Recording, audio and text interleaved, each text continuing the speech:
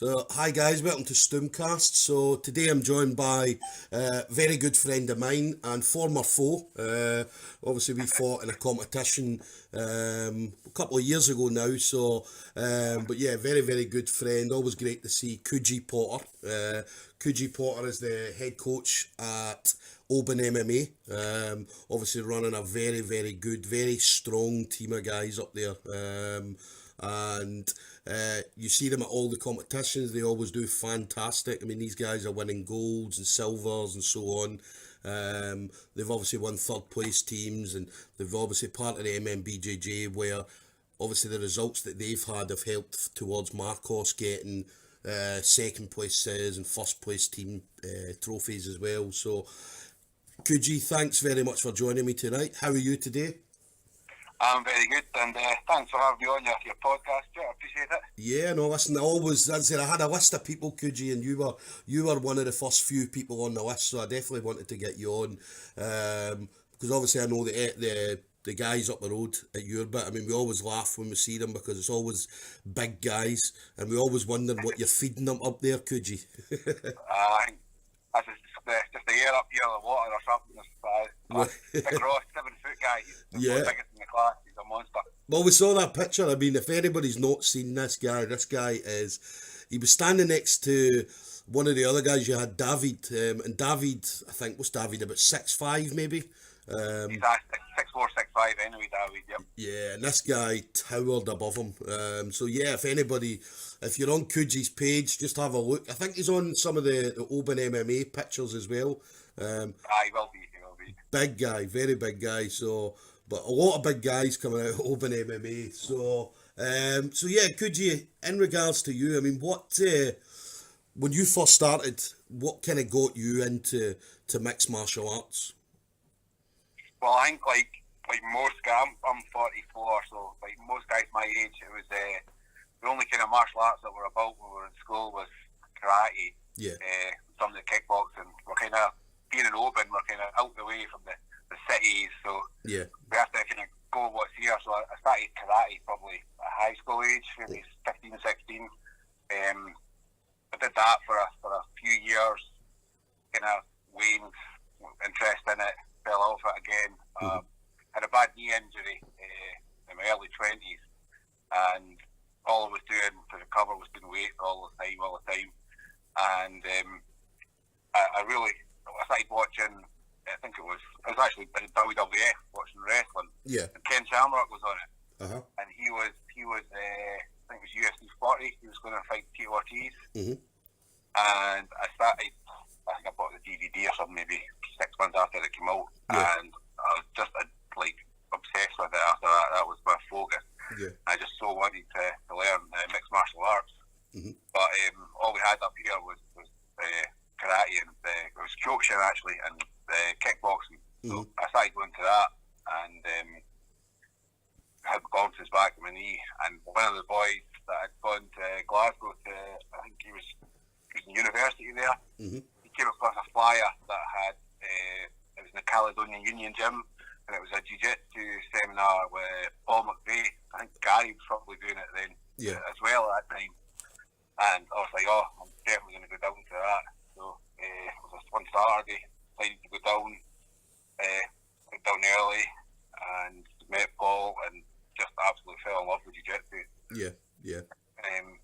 After that, I started going down most Saturdays, the Cali Union, the Thai class on the Saturday morning and the jiu-jitsu class afterwards. Yeah. So every Saturday I could, I was just heading down there, doing that. And coming back, I just desperately trying to get folk to go over after the kickboxing class what I'd learned on the Saturday at the jiu-jitsu, but it was a struggle to get anybody to even sit with you, and I'm not letting a cuddle you in the ground kind of stuff at that time. But eventually there was my pal Kenny McVeigh up here. He was kind of into the same stuff. Mm-hmm. He stayed with us, and we ended up getting DVDs and watching the DVDs and the DVD player after the kickboxing. Talking down on a Saturday, and then the hall that we had, there was 3 or 4 different karate classes that used it, and one of them, I don't know if they folded or they stopped using it anyway, and there was a slot came up. Mm-hmm. So I decided to take the bullet and just train after that. But I had no really any interest in coaching. I just wanted to kind of just learn it. Yeah. But just naturally, more and more folks started to come, and Polish boys that are kind of obsessed with it as well. They started coming around at that time, which was even, I don't know, in 2007 or something like that. Yeah. They started coming as well, and the class kind of grew and grew. Mm-hmm. And that's how we started with the Jiu-Jitsu properly. We started getting James up, doing the MMA side. We were not interested in gi at all. It was all no gi wrestling, and kind of not having a clue really what we were doing, just trying our best. Mm-hmm. And then with the James coming up, we decided to what was after that? I think there was a inter club up in the grip house, and we went down there and we got our eyes kind of semi-open to what we were doing. Yeah. That changed the kind of the focus of our training, and it became more serious after that, like a more concise effort. And then Jerry, Jarek, one of the Polish boys, and Matthias, they were at me that they would like to try an MMA fight. Mm-hmm. And I was like, well, we're going to have to kind of step up what we're going to do here. Yeah. So James was coming up regular, I said, and Gary at that time as well. So there was only a few of us training, and we knew if we were going to do an MMA fight, we needed to get experience with guys that were better. So I got in touch with John Nicholson, and he invited us down one Saturday to train in the D unit in the on top cage. Yeah. So we went down there with a few of the boys who wanted to fight, and they got a chance to see what it's like sparring with guys that had been in actual amateur fights, etc. So that was another huge eye opener, and we took so much from that. Like, John was really helpful that way, like letting us go in and use the gym, and all his boys, and that helped out so much. We came back from there kind of with even more focus, and eventually managed to get on, I think it was Caledonian Combat 3 with Jerry, and we won that fight. So that was to me, that was like such a relief. Like what we were doing was working, kind of thing. Because from the small town, we weren't sure how we were seen in the bigger picture, etc. But we knew what we were going, the direction we were going was the right way. So it just kind of grew from there. Yeah.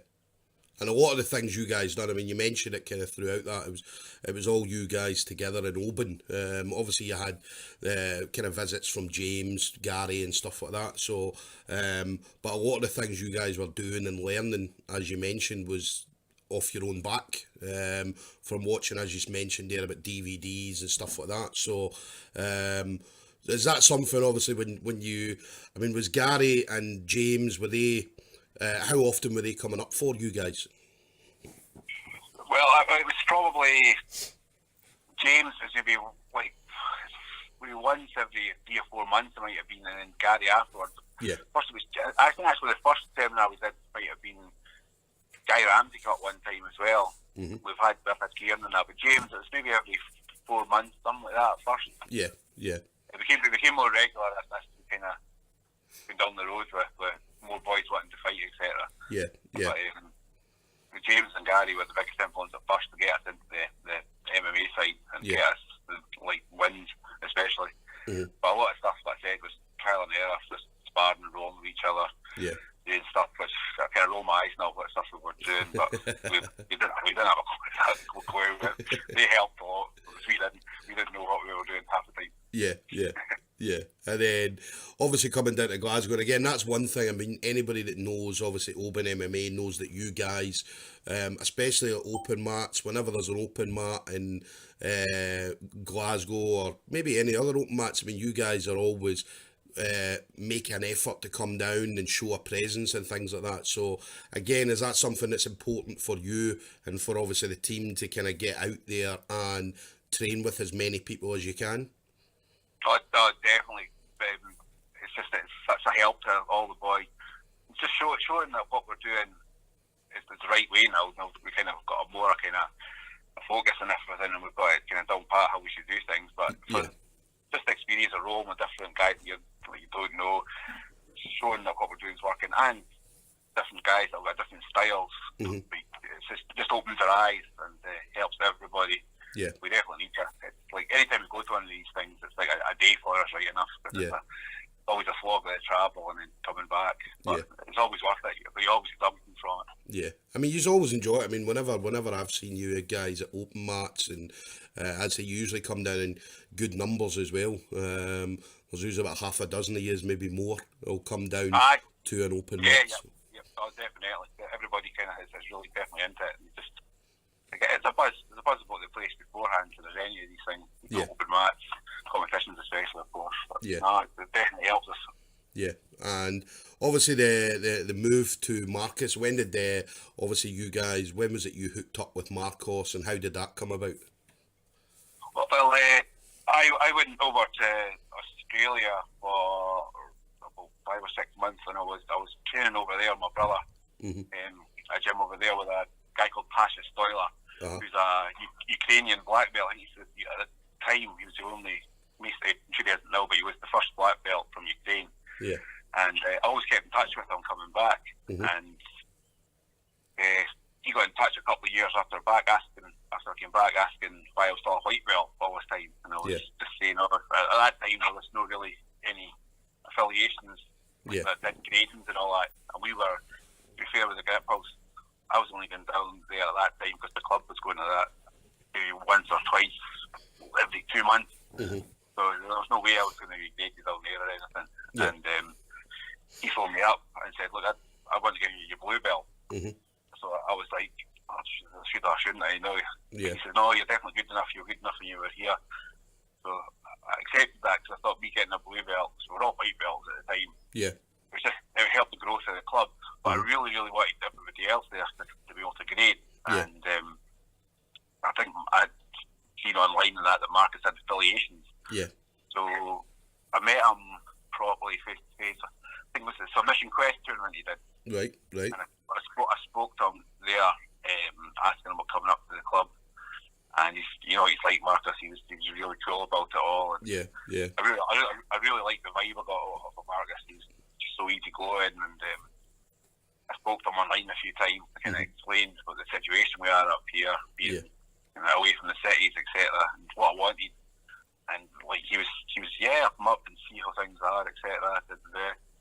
So eventually he came up, and I asked him if we could kind of keep in with him. And he embraced it all, and he's been absolutely fantastic for us up here. It's been a total revelation for the whole club and the growth of the club and everything. He's always there if you need any questions answered, but anything like that. It was a good move. Yeah, that's the thing I noticed with Marcos. I mean, he's always on hand. I mean, you could drop him a text message or a message, private Facebook message or whatever, WhatsApp, and he's always there to kind of give his advice. Do you know what I mean? If you need any advice from him for maybe moves or anything at all. So absolutely. Yeah. Definitely. So great help. Yeah. Great help.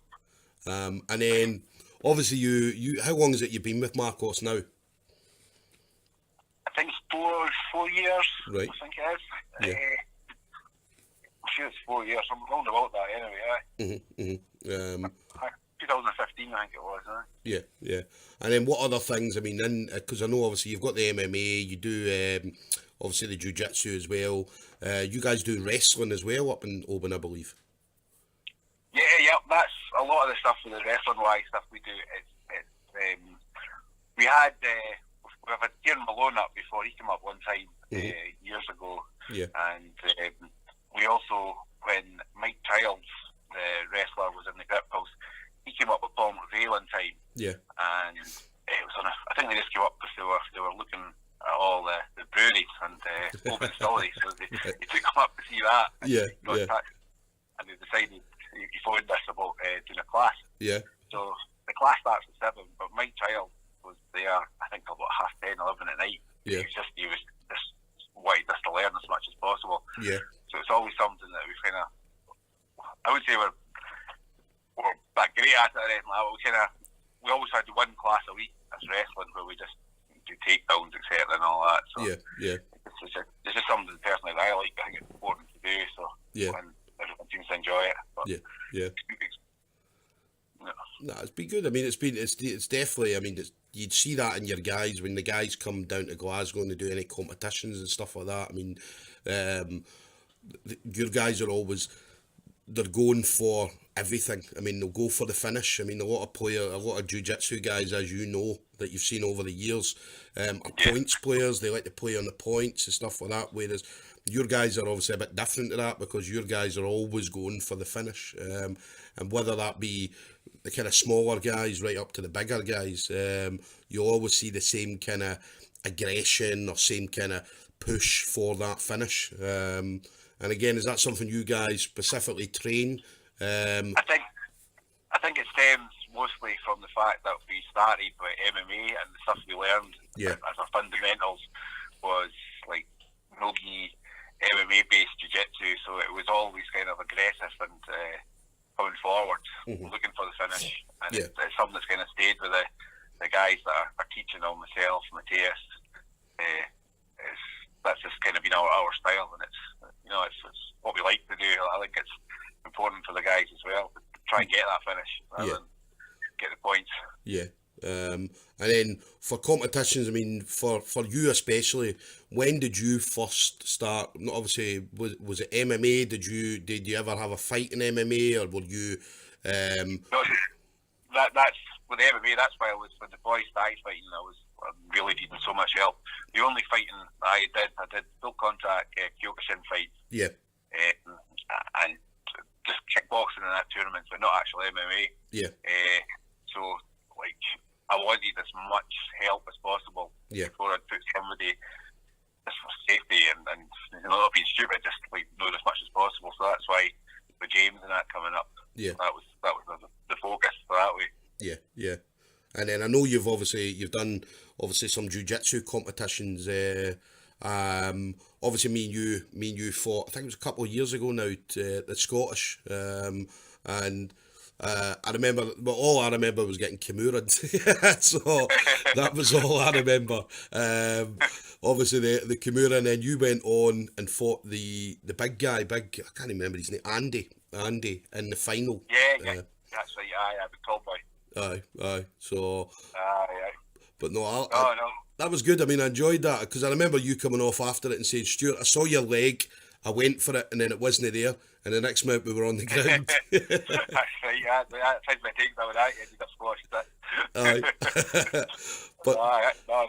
Yep. But I think that was as well. That was the first time I met you, and then obviously got to see some of the Oban MMA guys, and then it wasn't long after that I made the change from Gracie Baha over to Marcos's. Right.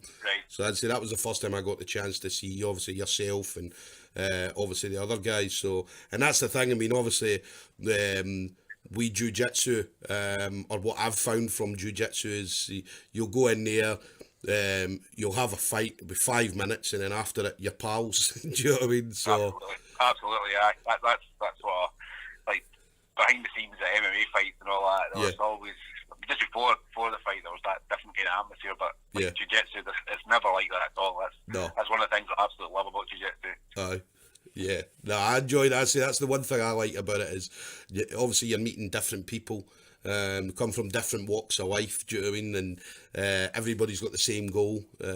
We go out there, for 5 minutes, we're trying to choke each other or rip each other's arms off and all that, but then as I said, after it, you're pals, you're sitting talking about the fight and all that, and and then go on and eventually start training with each other and stuff like that. So I enjoy that. I love that part of it. So me too. Yeah.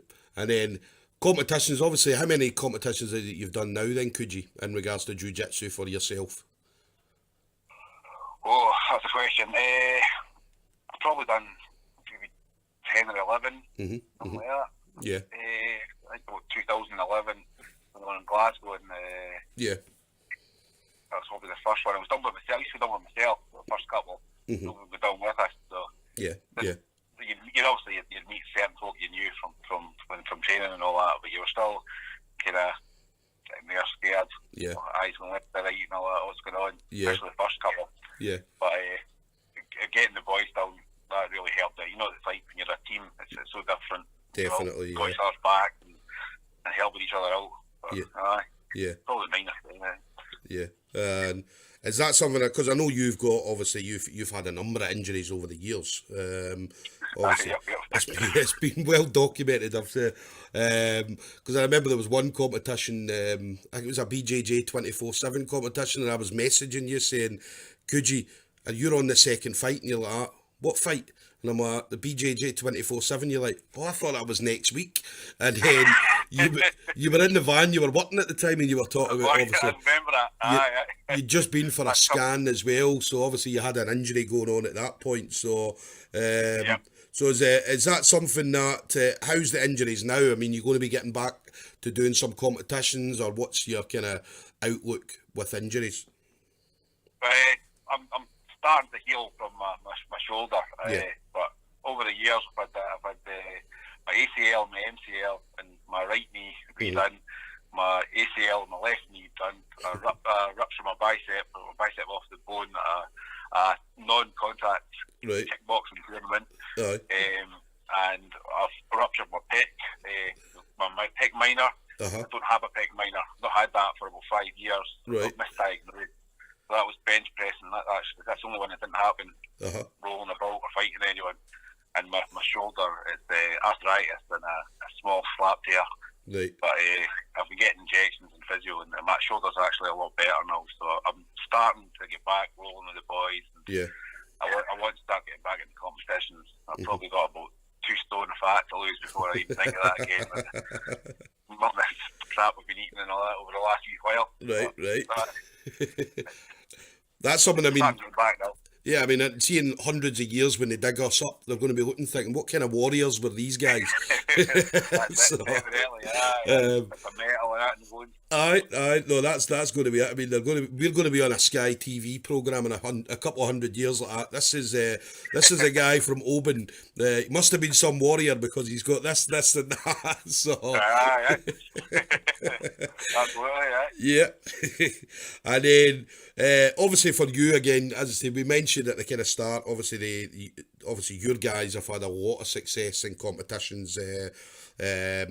Obviously again, from the smaller guys up to the bigger guys, and again with me working at some of the competitions, I get to see them kind of first hand and watching some of these guys. So again, is that something that you, because again, know a lot of coaches do that, where they kind of instill that competition kind of mindset into their students? Obviously they let their students do their own thing, so what's your kind of stand on that? I like guys to compete, but I'll never push somebody to do a competition if they don't feel that I might think they're ready, and I'll try and build up the confidence to put them that way, but I don't want to push a guy who just, wants a bit more time training, etc. I totally understand that. But I'll always try and get to the competitions, especially if a guy's got his first ever comp, and just be with them as much as I can there, just for nerves wise, because I know what it's like if you've never been to one, and you walk in and you see the atmosphere, you see all the people that you don't know, the mats, etc. It can be a bit daunting.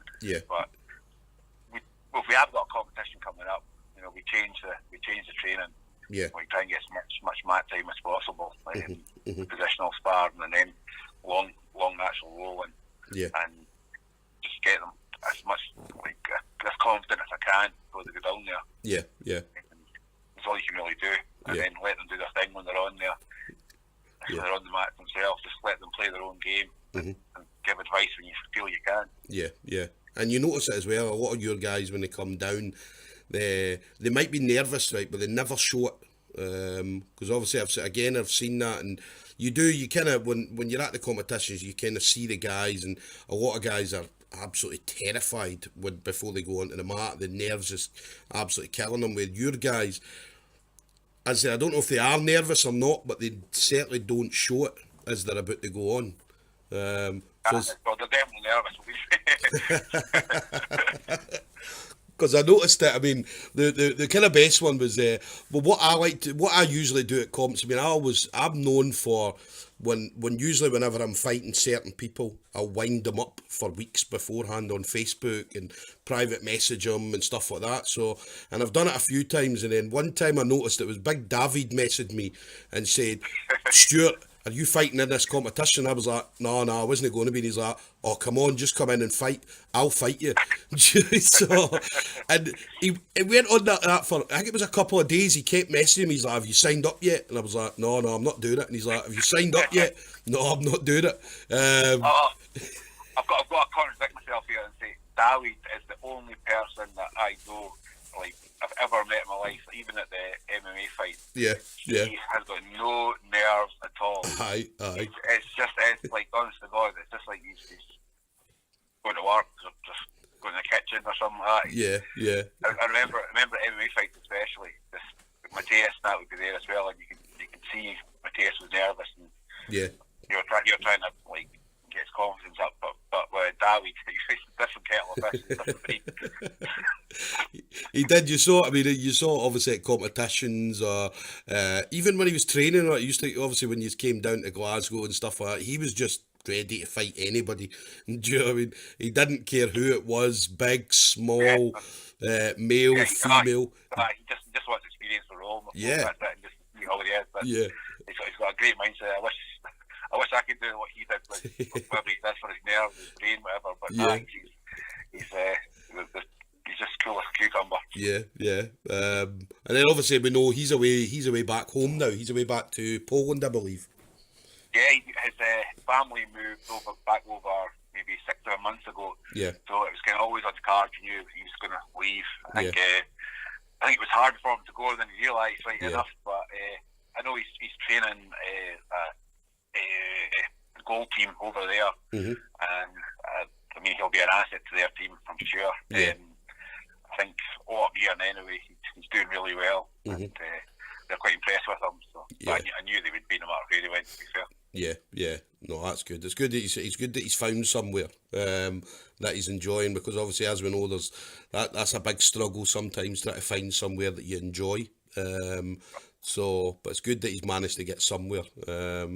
And then what about I think Jiu-Jitsu kept David out of jail, to be fair, when you were over here. That's the one good thing about Jiu-Jitsu. I mean, it takes you away from obviously things that you shouldn't be involved in and stuff like that. So, but no, listen, it's definitely good that he's. David always reminded me whenever I met him, it was because I used to post a lot of, and I would send it to him a lot of Polish hooligan videos. Like football hooligans. And whenever you looked at David, whenever he come walking in the room, he looked like a fucking big Polish football hooligan. So he'll be so chuffed you said that.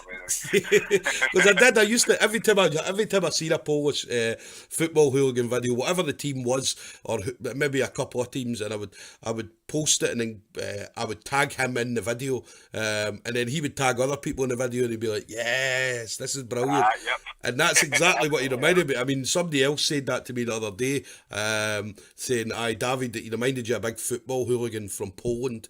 Whenever you seen these guys, that's what they looked like. They looked like 100 Davids. Do you know what I mean? So, absolutely. Yep. But definitely, yeah, big, brand new guy, absolutely brilliant guy as well. So, now what about other guys in your gym? Who have you got? Because obviously I know a few of them. I know I seen Russell when he was down at the last competition, and Russell. I mean, Russell's turned his life around. Russell. Yeah.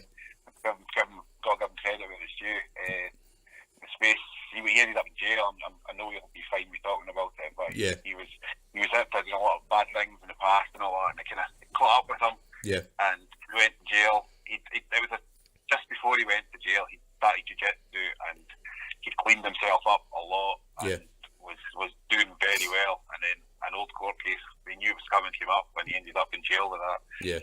And he's come out of jail, and he's been so focused. And you saw the last competition that he did, like it was night and day how he was compared to the competitions before he went to jail. So no, he's done really well for him.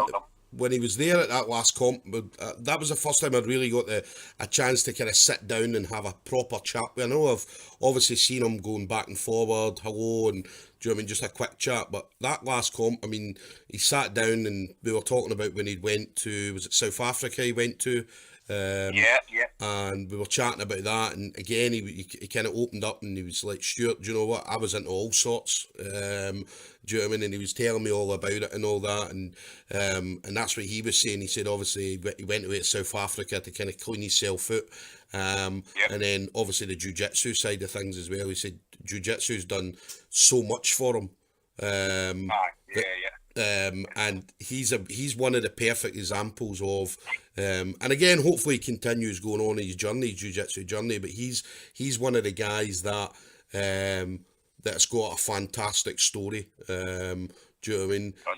Definitely.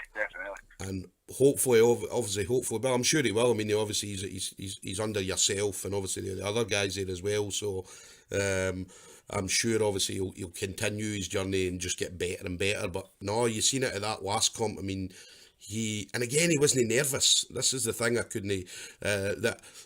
Obviously I see a lot of nervous people, but he wasn't nervous. The only thing he was going on about, I think he had a cold or something, right? He did, he did remember. He was going on about it, and I'm like, just go out and fucking fight, man. You've got 5 minutes. Do you know what I mean?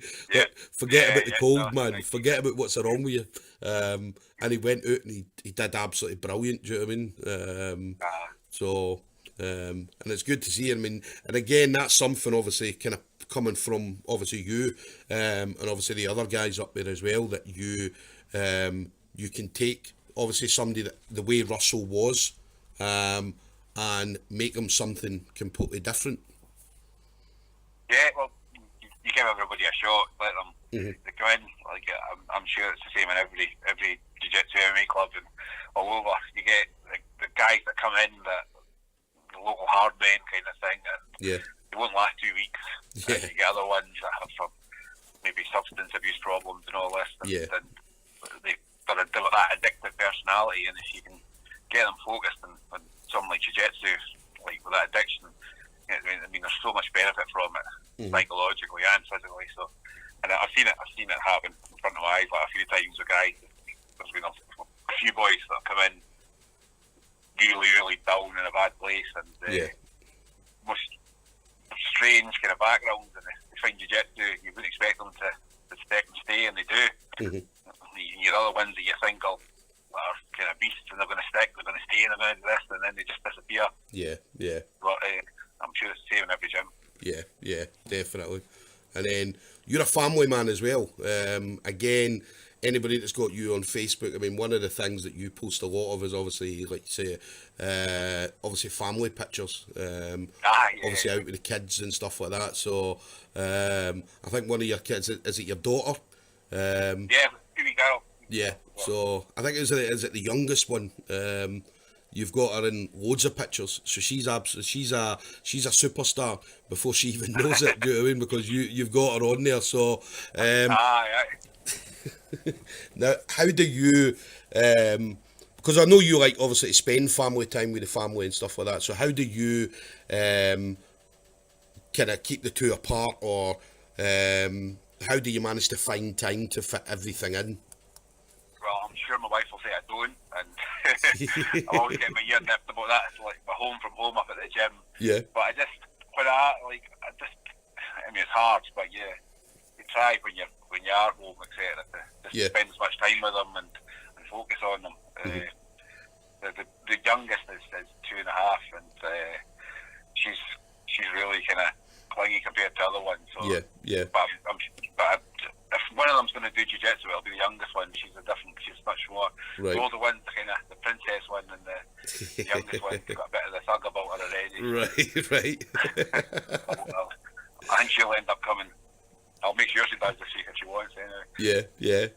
Oh no, it's good to see the kids getting into jiu-jitsu. So, especially you got the competitions and you see kids like 4-year-old and all that, and they're rolling, pulling off arm bars and all that, and they're bearing bolo, something that obviously I've never been able to do in my life. Do you know what I mean? But you've got 4-year-olds doing it and all that. So.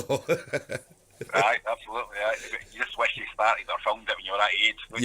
You look back. And then obviously you working as well. I mean, you're always working. You're always, again, that's something we see a lot of pictures of. You're always out working. And so what is it you do, Coogie, as a job? I'm a self-employed painter and decorator. So especially this time of year when the weather's good, I'm just really, really busy. So it's a kind of like with the family thing you're saying. It's hard. Sometimes you're in from work straight away, and then you get some grub down. Try and get the kids to bed, and then straight out to the gym. So there's some days you're absolutely knackered on that, but. Yeah. When you're in the gym, you're training, it all goes away as well. It's kind of, if I didn't have it, I would go insane. That's for sure. And it's a long day for you as well. I mean, I've seen you posting pictures at 6 in the morning and all that when you're out away to start work, and then obviously posting pictures. Some pictures you'll be posting late at night and all that. So it's long days for you when you're out working, and then obviously having to get to the gym and all that. So it must be tiring for you. Oh, it is. There is sometimes you sit down after your work, whatever, and it's the last thing in your mind. But because you've got all these boys up there, and you want they rely on you to go up there and keep it going. But it's not as bad as it was because we've got our own place now. That definitely helped. So a lot of the boys with keys and access to the gym, and Matthias, he's stepping up quite a bit now, and me getting back after my shoulders better now, he's going to take one of the classes, and I'm going to be a student and right get in, and he can do whatever he wants to do. I mean, Matthias is a really, really good purple belt. So, and he's very, very technical as well. So it's good to get back rolling with him. And you as well. I mean, what are you? 2-tab purple belt at the moment? Are you more than that?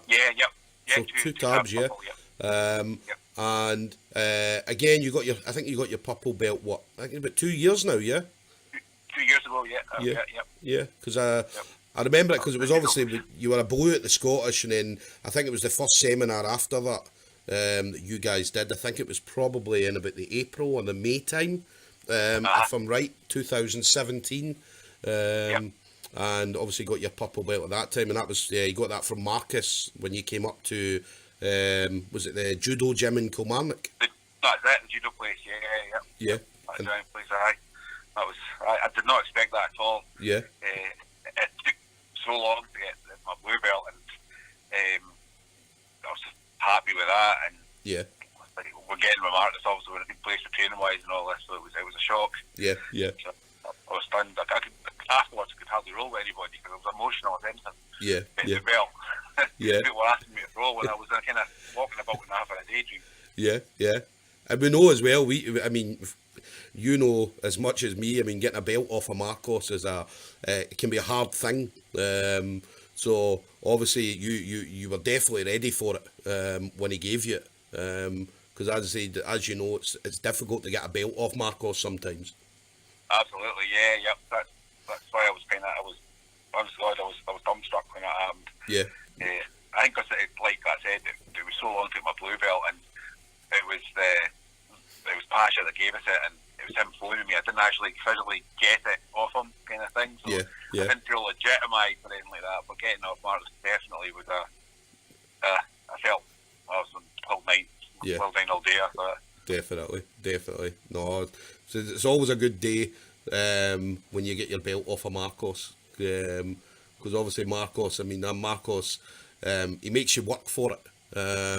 So you put in, and he always says, you put in the effort, you put in the time on the mats, and obviously good things will come. So obviously for you, for that day, I'd say it was well deserved. I mean, you'd been around for a number of years, as you said previously. So and you guys have done a lot in Oban MMA, so it was definitely well deserved when you got it. And then I'll be there to see you getting your brown belt for sure. So I missed that one. I think. But I'll definitely be there to see the brown belt anyway. So I think that's when I moved over. I think I'd started with Marcos that week, and he said, "Yeah, come up to the grading, obviously meet some of the guys and all that." But I couldn't make it that day. So and then obviously you got your purple belt that day. So so yeah, just unfortunate I missed that. But as I say, definitely I'll see you getting the brown and hopefully the black belt as well, Coogie. So we'll definitely be there for each other's. Do you know what I mean? I'm sure. Absolutely, aye. Absolutely, yep. And then for obviously you guys, then anybody that is maybe in the Oban area, if they're looking to maybe pop in and train, how could they get in contact with you guys? If Facebook's the best bet to get in touch with us. What we're doing as well, we're trying to encourage a lot of new starts. So we're doing, every Friday we do like a beginner's class, which is the absolute fundamentals, and we're giving that free right through June to try and encourage to get new folks. When you get a lot of folk get in touch with you on Facebook that say, "Oh, I'll be there Friday. What do I bring, etc." And then you just don't see them. Or if you go, they're all coming to the class. So it's just to try and encourage it. It's as you know yourself, it's not what a lot of people think it is. It's much more friendly and open, and everybody's there to help each other. So you're in Oban, come give us a go. Come try. And then, as you said, people have got kind of keys and stuff like that. So you guys, obviously, for anybody that's in the area, training outside class times and stuff like that. I mean, you guys have always got somebody. And again, you see the pictures. There's always somebody rolling at some point in the gym. So that's it. If anybody else does jiu-jitsu and they're up in Oban working like that, just get in touch. Like I said, even if your hours are funny, we'll try and accommodate.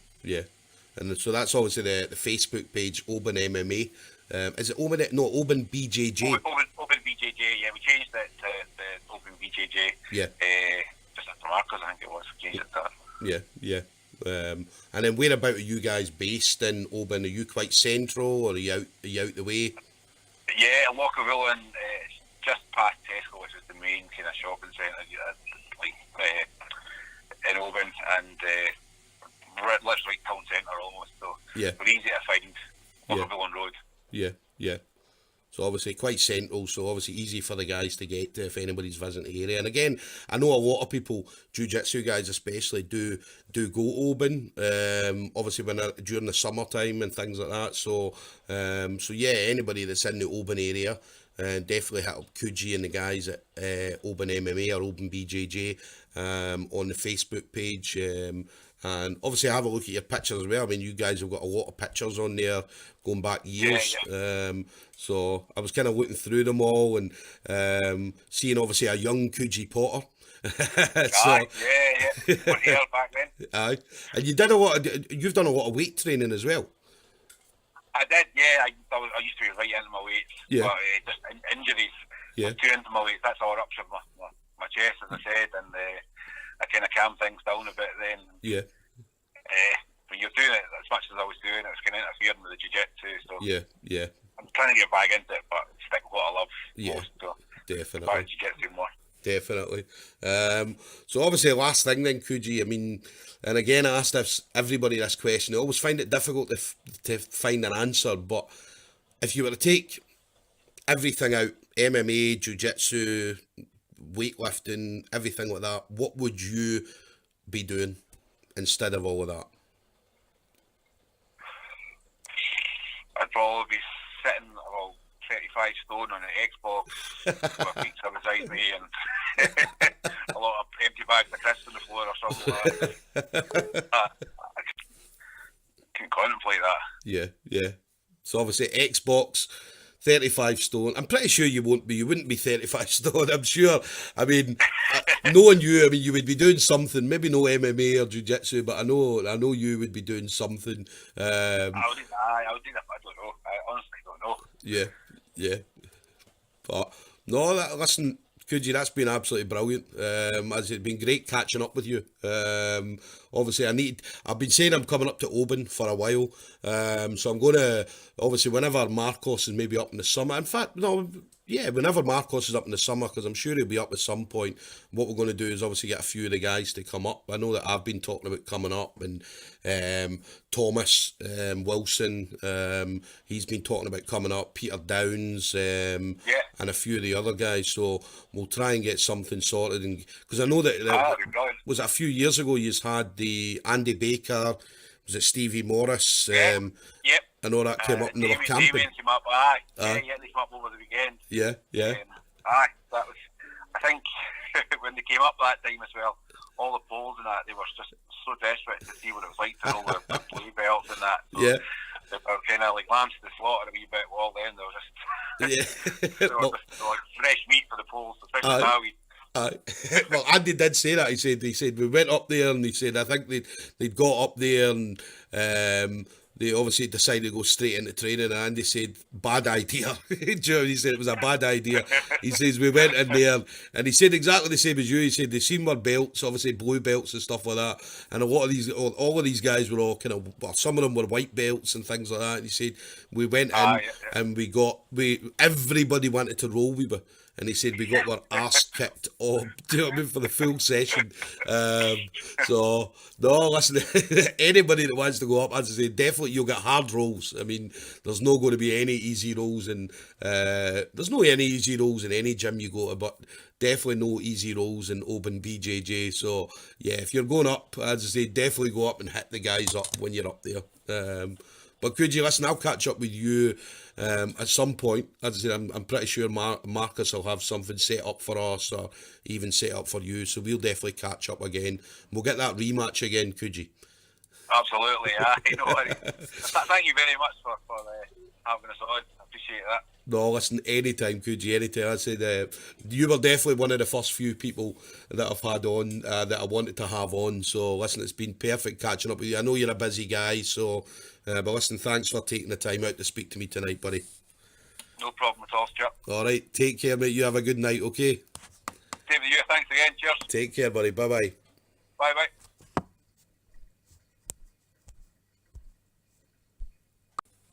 So, guys, that was Coogie Potter. Coogie Potter is head coach of Oban BJJ or Oban MMA. Coogie is a purple belt, 2 tabs, as we mentioned, under Marcos Nardini.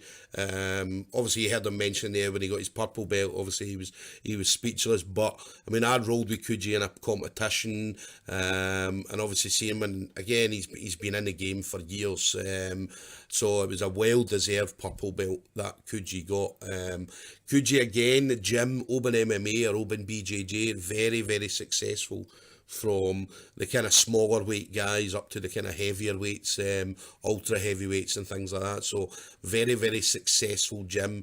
And again, for being out the way, it's the success that they've had's been absolutely phenomenal. As Coogie's done a fantastic job in kind of guiding these guys and making them a fantastic team.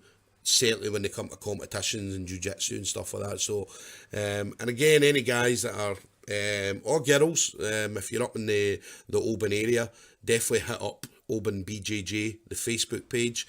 Go in, get a few rolls. I mean, these guys are good solid guys. Very, very technical. They know their stuff. They've been doing it for years. So definitely hit them up and go in and get some training with these guys, and then grab a beer with them after. As I say, they've got fantastic stories. Obviously Coogie and all the kind of Polish guys and all the kind of local guys and stuff like that. So so definitely hit them up. But listen, guys, thanks for listening, and we'll see you on the next one.